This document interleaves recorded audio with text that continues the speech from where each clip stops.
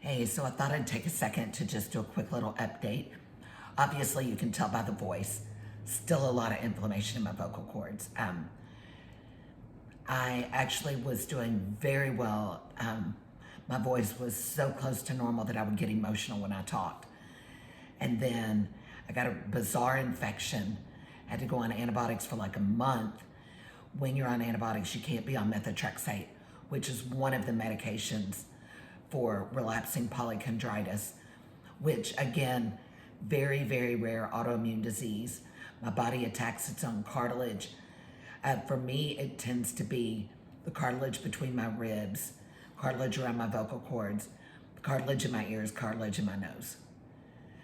That's like from here up, my body attacks itself.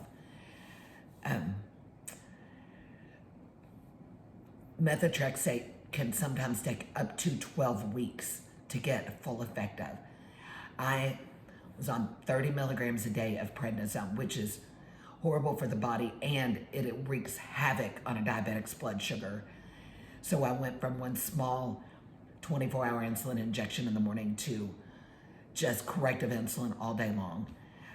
I'm also maxed out on methotrexate, which means one day a week I take 10 pills of methotrexate. And I'm maxed out on Cellcept, which is an immunosuppressant that is often given to transplant patients to keep their body from rejecting their new organ. And I'm maxed out on that. So when I was on antibiotics, I had to go off the methotrexate for 4 weeks. So that set me back. I'm back on it now, but again, it was out of my system completely. So I'm trying to rebuild that. I went to see my rheumatologist this week. She said my ears actually look better than they've looked since I've been going to her, which was the end of December. So her goal right now, I'm staying on methotrexate, Cellcept, prednisone, but yesterday she's trying to taper me off of the prednisone. So I went from 30 milligrams to 25. As long as I don't have any flare, anything additional going on, I'll be on 25 until I see her at the end of the month. Then if everything is stable, we're gonna move me to 20 milligrams of prednisone. Her goal is to get me off the prednisone completely, and then to hopefully start tapering methotrexate. Now, if this cocktail isn't gonna keep me stable, then we have to start looking at some injections like Humira, or there's another one that starts with an A, and I don't remember what it is. If injections don't work to keep me stable, then we start talking about the biologic infusions. But she says she doesn't want to start with a nuclear option. So blood work came back stable, which is amazing because I had blood work done 5 weeks ago when I was in the emergency room, and it was wild blood, like the results were wild. But the ER doctor said it's kind of what he expected with the infection I had. This time it was back to what it was last time I was at rheumatology, which she said those numbers are what she expects based on the medication I'm on. Almost everything was in the normal range, and that wasn't crazy. Mary Kate and Ashley, my kidneys still holding strong. My liver, which is a concern with these meds, still holding strong. Those are perfect in the normal range. So I'm very blessed for that. The ENT, my vocal cord guy, said that he was going to wait until July, and we will run the camera again in July to look at the vocal cords. He said there's no reason to do it while I'm in a flare, no reason to do it at that moment, which was, about 3 weeks ago, when we can wait until I'm back on the methotrexate for a bit, or if we're going to have to switch to Humira or something, wait and give that a little time to work. So that's kind of where I stand. My A1C, I just knew it was going to be back 7 or above, even though I worked so hard to get it to 5.3.